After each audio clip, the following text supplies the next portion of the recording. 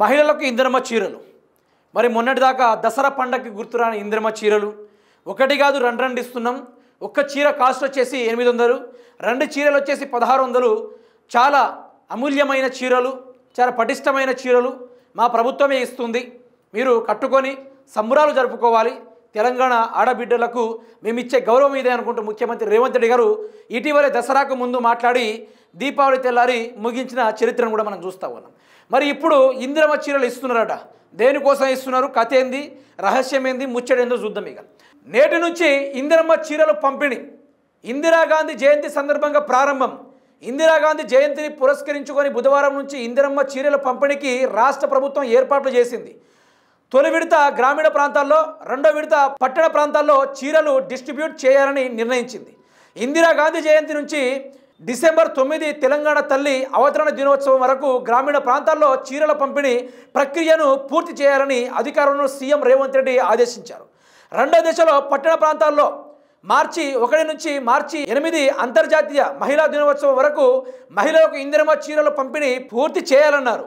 ఇందిరమ్మ చీరలకు సంబంధించి మంగళవారం మంత్రి సీతక్కతో కలిసి ఉన్నతాధికారులతో జూబ్లీహిల్స్ నివాసంలో సీఎం రేవంత్ రెడ్డి సమీక్షించారు.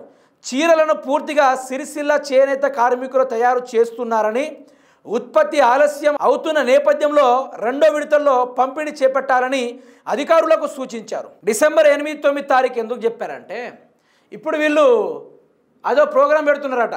ఏది, 2 ఏండ్ల వార్షికోత్సవం, 2 ఏండ్ల రైజింగ్ తెలంగాణ అనేది ఒకటి పెట్టబోతున్నారట. అంటే మేము ఏమేమి అవినీతి చేశాం, మేము ఏ పనులకు అక్రమాలకు పాల్పడ్డాం, మా కథ ఏంది, మా గతేంది అనే దానిపైన వీళ్ళు క్లియర్ కట్గా విశ్లేషించి మాట్లాడి తీసుకున్న నిర్ణయమే ఈ యొక్క ఇందిరమ్మ చీరలు. మొన్నటిదాకా మంత్రి సీతక్క గారు దసరా పండగకి ముందు రోజున ఈ చీరలు బాగున్నాయని ఇటు చూపెట్టుకున్నారు, ఈ చీరలు బాగున్నాయని ఇటు చూపెట్టారు. ఈ చీరలు అందులో కొన్ని బంగారు, రాగి, ఇత్తడి, అదేవిధంగా రాతండి ఇంకేమైనా ఉంటే దాన్ని పెట్టి అల్లాము. మేము చాలా హెవీ కోటెడ్ మెటల్ తోటి తయారు చేసాము ఆ చీరల్ని. ఈ చీరలు తెలంగాణ రాష్ట్ర ఆడబిడ్డలు ప్రతి ఒక్కరు కట్టుకోవాలి. గతంలో ఉన్నప్పుడు బీఆర్ఎస్ పార్టీ వాళ్ళు కట్టుకోవడానికి కాదు అందరూ నారు గుంజడానికి పనిచేశారనగా నానా రకాలుగా మాట్లాడిన వీళ్ళు మరి గా చీరలు కూడా ఇచ్చే గతి కూడా సరిపోగలేకపోయింది కదా. ఈరోజు డిసెంబర్ 8, 9 తారీఖు ప్రభుత్వం ఆ రోజు ఏర్పడిందని, 2వ సంవత్సరం వార్షికోత్సవం, 2వ సంవత్సర రైజింగ్ తెలంగాణ అనే ఒక చిన్నపాటి కార్యక్రమాలను నిర్వహించి ఇవన్నీ చేస్తూ ఉన్నారు. దసరా అప్పుడు ఎందుకు గుర్తురాలా, ఇప్పుడే ఎందుకు గుర్తొచ్చింది? 2 చీరలనే డ్రామాలు మళ్ళీ ఒకటి. అప్పుడేదో ఆర్డర్ ఇస్తేనట, ఇప్పుడు చేనేత కార్మికులు అయిపోతుందట పని. ఆ పని అయిపోతుంది కాబట్టే ఇప్పుడు చీరలు మీకు ఇస్తున్నాం. మొదటి విడతలో గ్రామస్తులకు, రెండో విడతలో పట్టణాల్లో నివసిస్తున్న మహిళలకు ఇచ్చే ప్రయత్నాలు.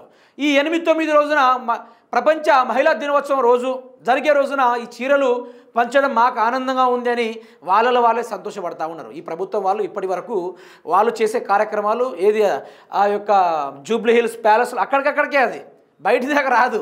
అక్కడికక్కడికి చీరలు ఇస్తున్నామని జస్ట్ ఇట్లా ఫోటోలు దిగుతారు, కథం చీరలు పంపిణీ అయిపోయినట్టే.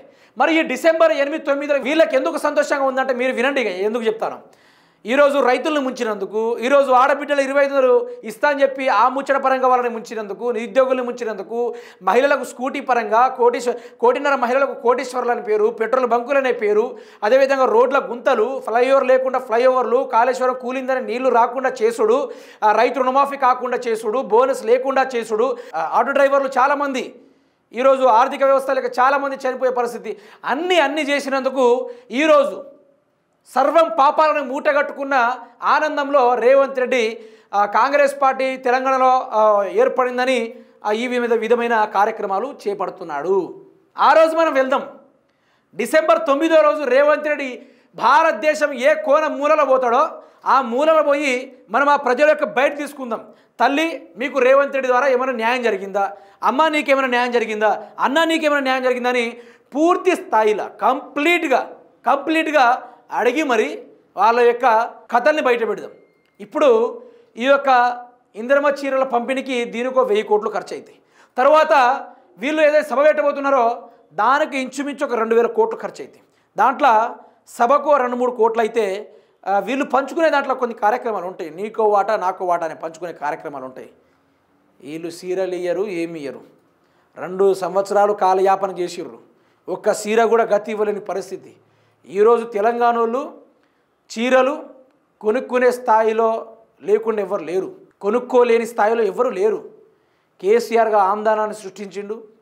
ఈరోజు ప్రతి ఒక్కరు సంపాదించుకునేలా చేసిండు. అవసరమైతే రేవంత్ రెడ్డి ప్రభుత్వానికి ఎన్ని చీరలు అంటే అన్ని చీరలు రాష్ట్ర ప్రజలు ప్రభుత్వానికి పంపడానికి సిద్ధంగా ఉన్నారు. ఎన్ని చీరలు అంటే అన్ని చీరలు ప్రజలు కొనిస్తారు. మీరు 800 చీరే ఇస్తారు, కానీ మా తెలంగాణ రాష్ట్ర ప్రజలు ఈరోజు వాళ్ళ కాయ కష్టంతో సంపాదించిన డబ్బులు ఉన్నాయి కదా, ఆ డబ్బులతోటి మీకు 5000 చీరలు కూడా కొనిపించిస్తారు మీ ప్రభుత్వానికి. చీరలు ఇయ్యరు, ఏమి ఇయ్యరు. ఇంత డ్రామా ఇల్లది, కాలయాపన డ్రామా. ఆ సభలు దేనికోసం పెట్టుకుంటున్నారు? దానివల్ల లాభం ఏంది? ఏమైనా ఒరిగేది ఏమైనా ఉందా తెలంగాణకి? బొగ్గు తప్ప ఏమీ లేదు.